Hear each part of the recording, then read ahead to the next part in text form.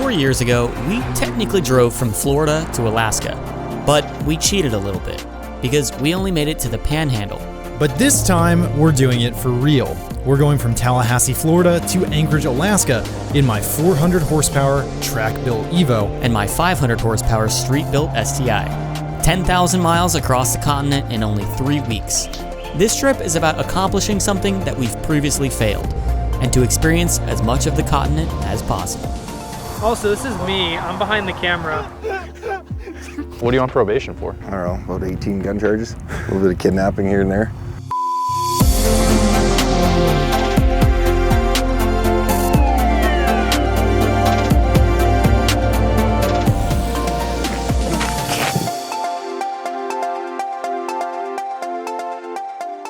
Well, friends, here we are again.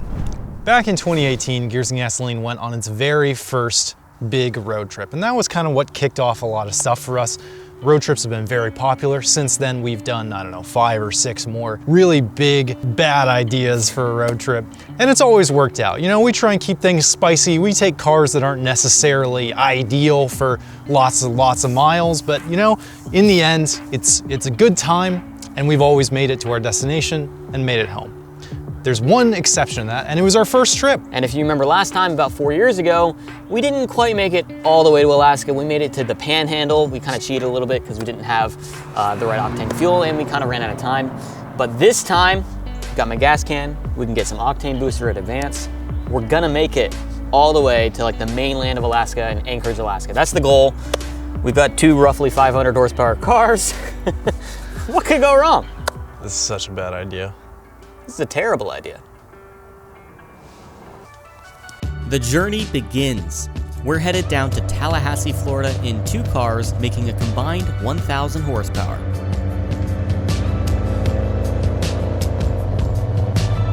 Last time we attempted to drive from Florida to Alaska, we drove across the southern border of the US to California and then up the coast. That made the trip a little longer, but more scenic. This time, however, we've got our eyes on the prize. There's no detours. We're going to drive directly down to Tallahassee, Florida for the start, and then diagonally across the continent to Alaska. And if you don't already follow us on the channel, these 2 cars we're taking are far from stock. It may look like just a regular Evo from the outside, a little bit dingier than a stock Evo perhaps, more cracks in the body panels, more chips in the paint. Underneath, absolutely everything on this car has changed. It's on its second motor, which is a forged motor, built. Everything down to the steering knuckles on this car has been changed and upgraded for the racetrack, not for road tripping. So with all the mods that we did for Time Attack this year, when we dynoed this car back in February, it made 420 wheel horsepower. Last time I had a 2004 Forester that was swapped with everything that this car has. So it's essentially the same car, except this time I have a little bit more amenities, which is going to be very nice. I'm looking forward to air conditioning working. I've got window tint in here with UV protection. It's actually pretty quiet. The sound installation's pretty good. However, my X factor is that I blew up my stock motor last week, and we just put in a built IAG monster block with stage 2 heads and a Garrett G25 turbo, and we make 500 horsepower. Virtually anything could fail. I have no idea. Let's take bets. Let's take bets. Is it going to be suspension related? Is it going to be engine related? Is it going to be drivetrain related? Who's to say? Or it could be a normal thing that you would worry about on a road trip, like, you know, a wheel bearing going bad or a tire picking up a nail. Those things are still factors as well. Okay? Percentage-wise, I would say that the likelihood that we complete this trip without some kind of catastrophic breakdown that delays us days at least, I would say the odds that we avoid that scenario, 50%. Yeah, Ben, so we're about 20 miles into this trip so far. Do you need gas? Yeah, I will need gas in just a little while, actually. Yeah, this car is very inefficient when it's on E85, so we'll have to switch over to pump gas probably.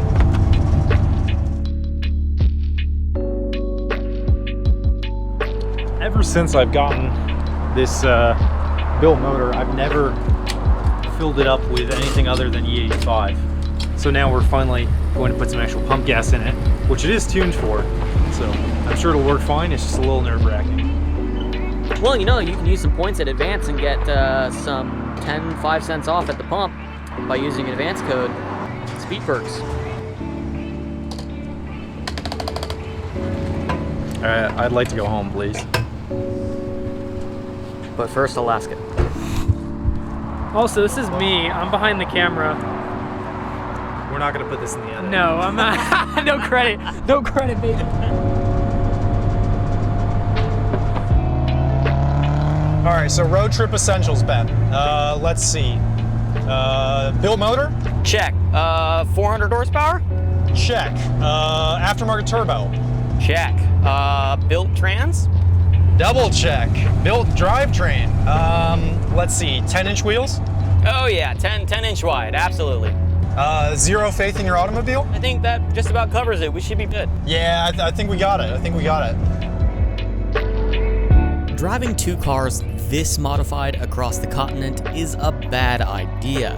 But I'm actually not that worried, because these cars were both built by professionals. I'm already not that stressed out, which is kind of weird because I should be. You know, I just blew up my motor last week, but for some reason, I think it's all gonna be okay. I think we're okay. What could possibly go wrong with a car that makes 500 wheel horsepower that was built a few days ago? What's going on, Ben? I think my turbo drain is leaking, the oil return. Being a fresh build, it's probably because of the, you know, all the fittings are new and stuff, so stuff will naturally get a little bit loose as it goes. I'm pretty sure that's what it is. You can see this puddle of oil here. That's from idling for like 15 seconds. And it looks like I'm down about half a quart, so it's probably been happening for the last half an hour to an hour maybe. And naturally, I don't think I can get a wrench in there because the drain is like tucked behind the exhaust and the head and the turbos. It's kind of all blocked off. So either I wait for it to cool down here, take all the exhaust off and try to get to it, or try to find a shop. And I'm pretty sure that line's gonna need to be replaced. So taking it apart here might not be a wise idea. Broke, having starting in Florida, just like old times. Yeah, I was gonna say, I seem to recall something very similar to this happening to your last Subaru on the last road trip. Yeah, fluids just don't like to stay in this powertrain. You know, I said about 2.5 hours ago that I gave it about 50-50 odds that we would have one of these cars break down in a majorly trip delaying way, and already. But I thought it was going to be the Evo. I really did. Yeah, I mean, that fitting probably just failed. Like, you know how they have like an internal O-ring? Yeah. I don't think that O-ring is working. That's what it sounds like. I really don't know what to do. You want to come down, pick up my STI, and bring it back to the shop, and I can fix it there? Yeah, I could come and grab you. We made it across state lines. Wait. That was it. Well, at least you made it out of state, I guess. We're just close enough that I don't think I want to fix this in a parking lot because it doesn't look fun to fix. Well, unfortunately, I am gonna need some parts to fix this car, and I don't have them with me. But we are only 2.5 hours away from home because it's only been 2.5 hours that we've been driving. So our friend Mark is gonna come down with his trailer and tow this car back up to where we're from in Lynchburg, Virginia, where we're gonna fix it and restart the trip again.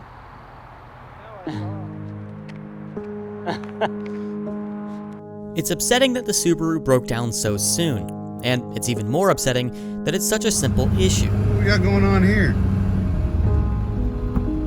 $10 says the Subaru's broken. Good thing I got the trailer. I'll help these guys out. The problem is an oil line leaking, but it's difficult to access the oil line without removing a lot of the stuff that's in the way. So we're gonna tow it a few hours back to our home shop and get it fixed.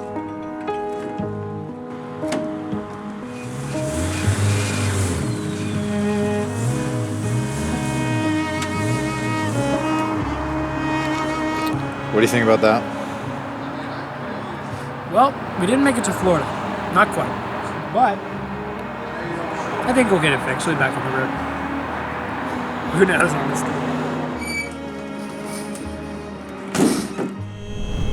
Back at GG headquarters to fix this problem that we're having. And it's gonna be a few hours, Luke. It's gonna be a few hours. We ordered some fittings overnight for it, so we should have those arriving shortly.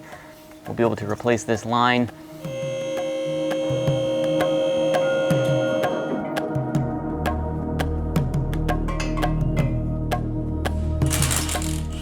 Ben, is this what makes a Subaru a Subaru? Yes, that is it right there.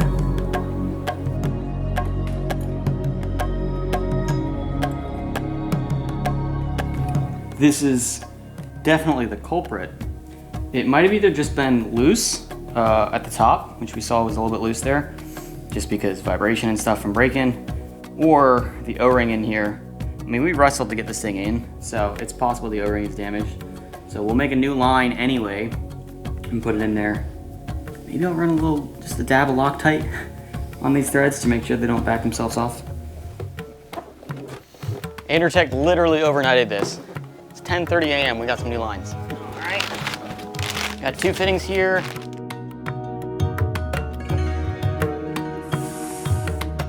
Feel pretty confident about this with the Loctite on there and everything. You know, it's a little scratched up and stuff, but you won't see it because it's to be tucked up in there. We'll put a little dab of Loctite on this side of the threads as well, making sure not to hit the mating surface of there, but just enough so that any vibrations and stuff don't cause this thing to back itself off again. Pretty sure that's what happened in the first place. We're just being a little proactive by replacing the whole line and fitting anyway. But yeah, gotta keep an eye out for this little thing. You can't get a wrench in there once the exhaust piping is in. So, Loctite it is.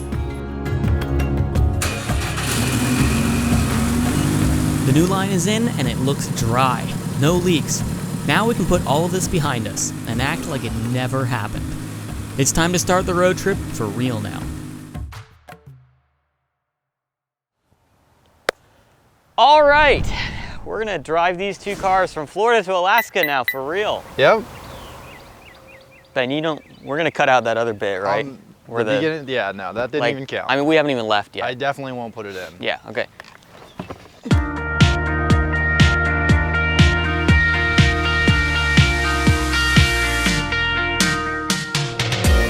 Now the trip is off to its official start.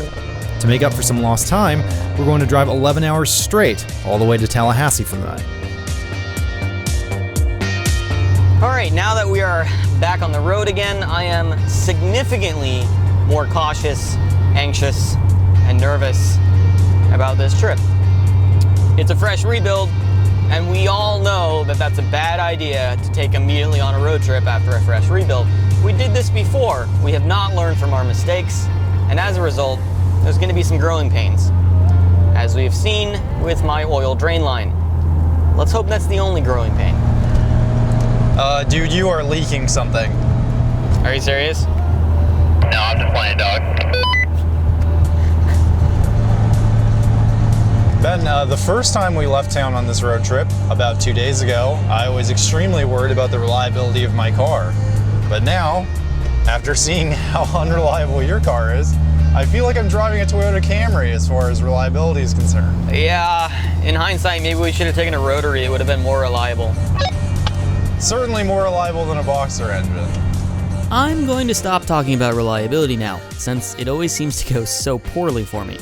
And now that we have some miles under our belt, maybe it's a good time to stop for some gas so I can double check that oil line and see if it's still dry.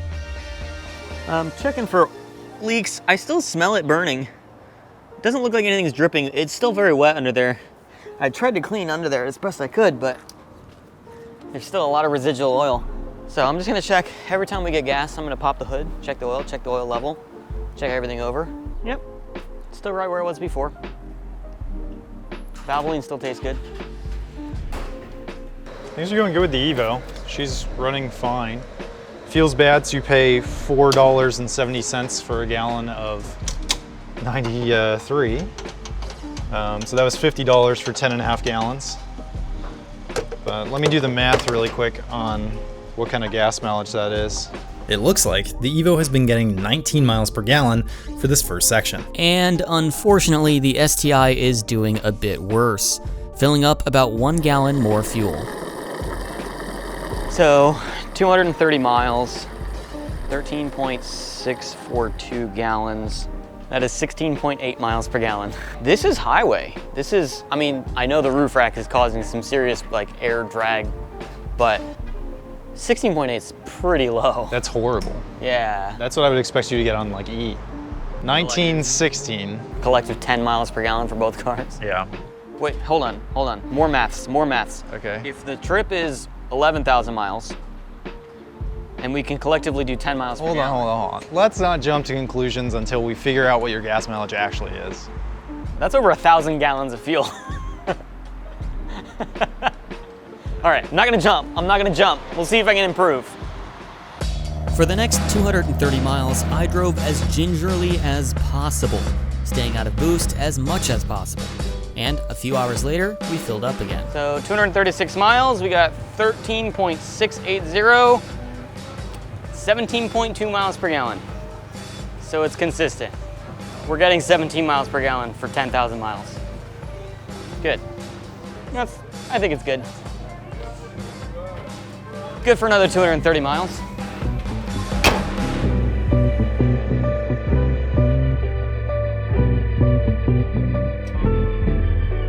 Did some stuff to kind of get the Evo into road trip format versus being track car format. Raised the car up. I set all of the coilovers to full soft. All the Fortunatos are set at full soft. We've got fresh oil in the car, new tires, fresh set, all seasons, nice high tread wear. Should deal with rain quite nicely. Of course, we've got the roof racks back on. I bought a new ski box. This is a little bit different from the Yakima that I had on the 2018 trip. We got a bunch of tools in the back and stuff like that. Hopefully we won't need them, fingers crossed. Yeah, I mean, that's about it. Just really banking on the car being nice and reliable.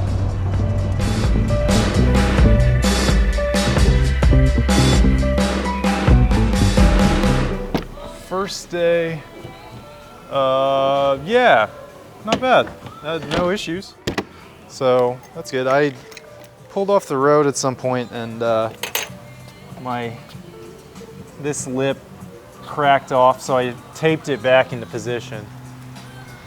Seems like the first day of these trips I always screw something up on a body panel. But other than that, the car's running great. Welcome to wet, hot, and humid Tallahassee, Florida. I woke up this morning to seeing Ben's Evo on jack stands, which is always a good sign. I'm being bullied, Ben. People on the internet are telling me that my car is too high now because I raised it for the road trip. So you're lowering it? I thought you were having a problem. My fenders are cracked, so I'm constantly self-conscious about that. And now people are telling me that my car looks bad because it's too high. And now I have to lower it because I've been cyberbullied. Sorry. Don't give in. Raise it, lift it. You're right. Rally. You're right. You know what they tell you in school when you're being bullied? You know what the first thing they tell you to do is? Oh, what's that? Ignore the hate. Why are you listening to these people? Because deep down I think the same thing. I think my car's too high now. I guess some of that stance stuff rubbed off on me. Perfect. Tire wear is perfect. Looks like I haven't even driven on these tires yet. You can see the edge of your contact patch right on the edge of the tread. Looks beautiful. I'm screwing it up for you haters.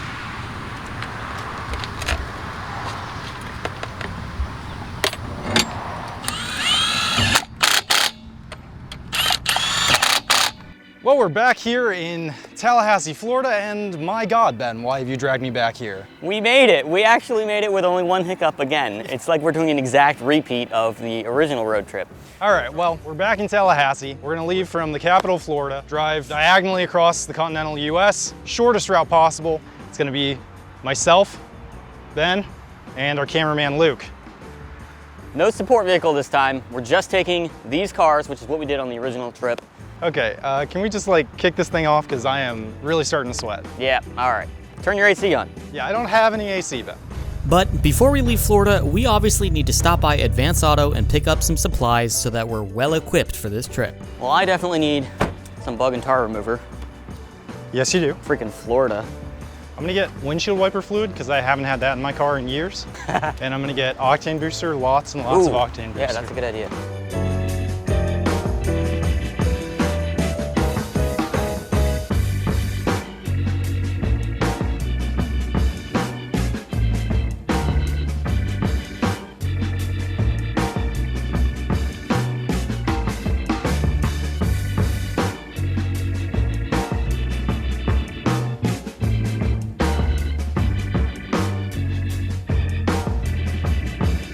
So I haven't needed windshield wiper fluid on the racetrack for some time, but it's nice to have on the street. It rained a little bit yesterday, just kind of a sprinkle, which made me realize that my wiper blades are starting to streak a bit. I don't want to get caught off guard with a heavier rain and not have good wiper blades. So we're gonna put on some Trico Max blades.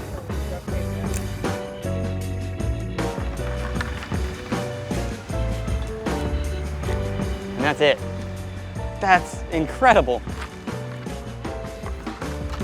So the Evo's been, it's been idling kind of bad. I changed like the upstream O2 sensor, I changed the map sensor, and I just got some mass airflow sensor to see if that can help solve the issue.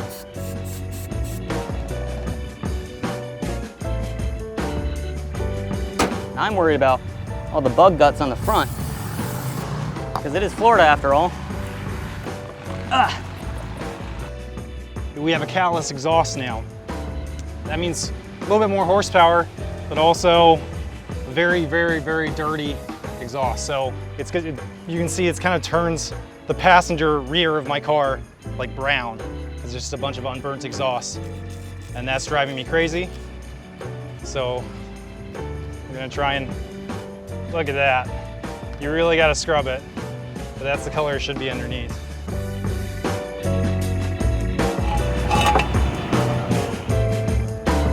Ben, What? are you lowering your car again? Yes. It's not, it's low, it's too high on the driver's side. Ben will just never understand. But with the Evo's fender gap now looking much better, let's get the heck out of Florida.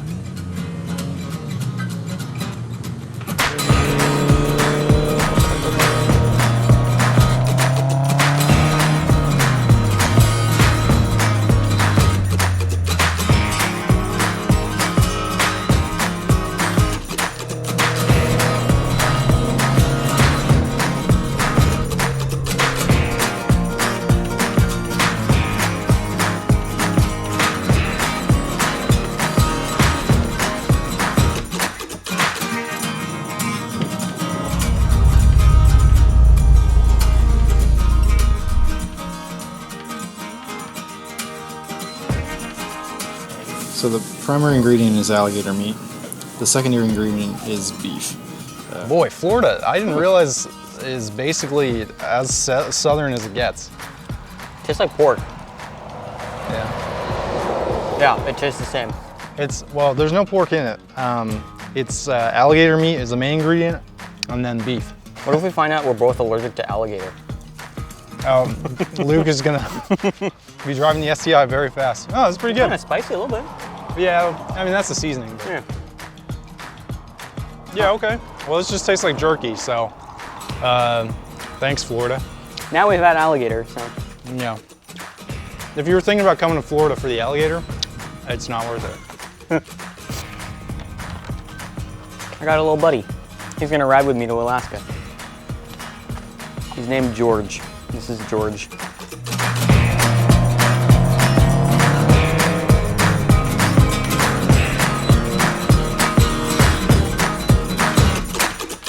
Before we knew it, we were out of Florida and making good progress heading north. But we've made this drive through the east side of the US so many times. It's giving us some time to reflect on the trip so far.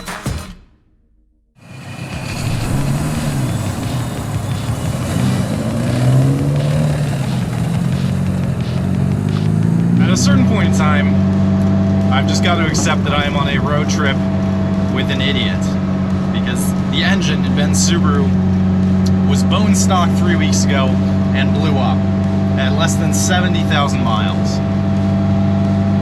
To the average person, this would be a pretty clear signal that Subarus are maybe just not the way to go as far as cars that like to drive, right? Certainly not a car that you would take on a cross-continental road trip. And yet, here we are, rather than taking the hint from the universe that he's invested in the wrong brand, he's doubling down with a fully built boxer motor, a giant turbo, 500 horsepower. I mean, the man's tenacious. I'll give him that. So far, knock on wood, no issues with the STI. Everything's been going flawlessly. We are 1,600 miles into the trip so far, and I haven't had any issues aside from that oil leak. And I think with this many miles under our belt now, I think we could pretty safely say that things are gonna be okay. I think the car's kind of proven itself to a degree now. At least it's proven it to me. I feel a lot more comfortable with it. I'm not checking it every single time we stop for gas, which is kind of nice. But we do stop for gas quite a lot. I think we've probably stopped about at least 10 times now, and we're still on the East Coast. We've probably spent over $1,000 in gas so far. Maybe. I don't want to think about it. Well, we're in Kentucky, and things are going just fine. Let's see, Evo's done nearly 1,800 miles on this little road trip. STI's done a few less because it was on a trailer for some of that backtracking. We've taken a lot of road trips, and we usually try and pick the two cars that we're taking for some, reason that makes sense, right? They play off of each other in some way. But I don't think we've ever had this level of parity between two cars that are in the same segment. We've never had two cars that are such direct competitors. And I think there's a lot of interesting contrast. We're about to head into the Midwest and up into Canada, where we know the fuel availability will start to get worse. We're also headed away from the comfortable territory of the East Coast. But before we go out into the unknown, we're going to stop by our friends at RS Motors to look over our cars, do our first oil change, and freshen up the cars a little bit. So it's not essential, but I like for the Evo to look as good as possible. It has lately been looking a little rough, a little haggard. Drove by a Mitsubishi dealership here in Minnesota and picked up something that can help spruce up the Evo a little bit. My third SE Evo front lip. I've cracked both sides of the one that's currently on my car. I'm gonna pop another one on. I've spent so much money on these lips over the course of my ownership of this car.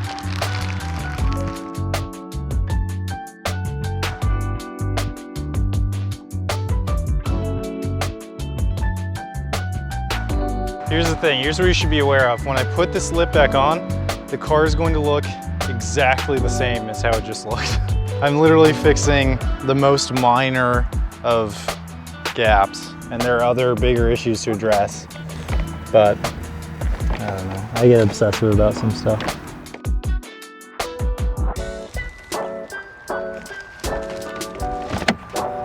And that's why you bring a ski box, for all your spare body panels.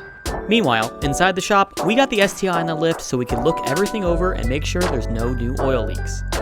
Looks like you have a little oil leak at the turbo feed line that we can probably tighten a little bit just to make sure it's snugged and doesn't stop leaking from there. So we're just gonna wipe this stuff off here so we know if it does have another leak somewhere, we should be able to tell. Naturally, there was another small leak starting from the oil feed line this time. We got that line all tightened up and cleaned off any oil so everything looked fresh. And since we're just about 3,000 miles into the trip, we're going to give both cars an oil change as well.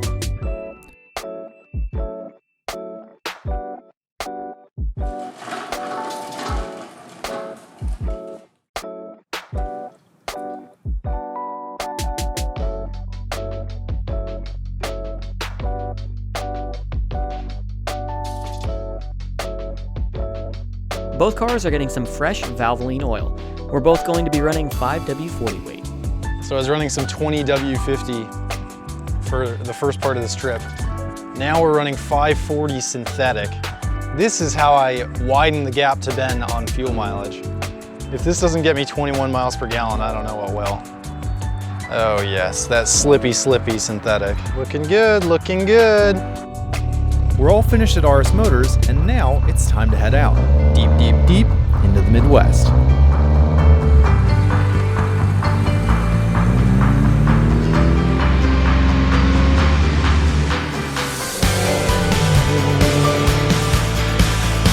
All right, all finished up with RS Motors. This car is running like a top. They did find a small oil leak.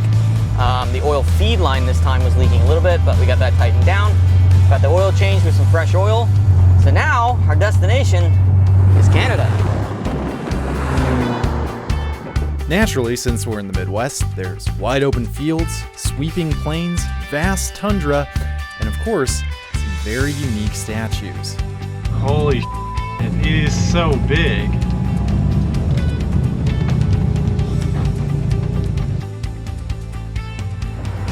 And we're not doing this again. We've obviously seen ridiculously large sculptures in the Midwest before, yet I still can't resist stopping at them, because there's really not much else to do here. A few hundred more miles into North Dakota, and we find ourselves facing a new problem. So we are just outside of Fargo, North Dakota.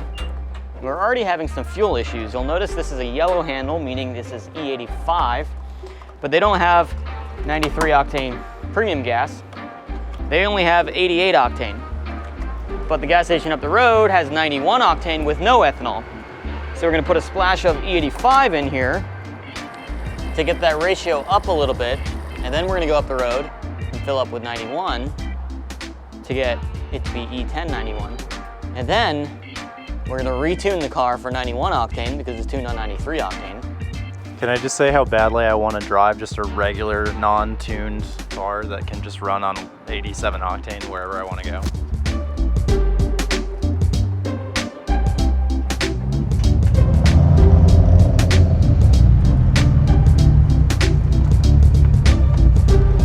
So Ben, I'm up to E46 now, so it like splashed a little bit more, so you might be like E30. Yeah, that'll diffuse out. Yeah. Nice. Do you have a 91 tune? I think what I was tuned on back when I first got this high compression motor was 91 for Minnesota, I think, or maybe it was 93, I can't remember. Okay. Well, I think it's safe to say we're not gonna be in boost from now on. 87 octane has 10% ethanol, but the 91% has no ethanol. We have the residual 93 in the tank, we have 1 gallon of E85, and then I just put in 11.5 gallons of 91 no ethanol, and now you gonna octane boost it? I'm gonna octane boost it with a little something from Advance Auto. All right. No boost. No boost. Yeah, that's just the rule of thumb for the rest of the trip. All right, yeah, no boost. No boost. I mean, it's not gonna help my 17 mile per gallon either way, because now we have higher speed limits. High? What? What are they now? They're 75 in here now.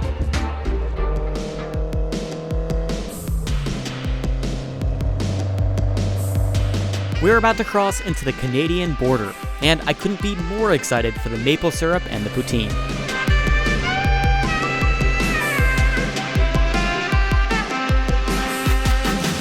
We are headed to Canada. We're about an hour away now, so we're pretty close. This is our last look at the US, even though Saskatchewan's gonna look pretty similar. But we'll have to be looking at the kilometers an hour on our dash instead of the miles an hour. It's gonna take some adjustment.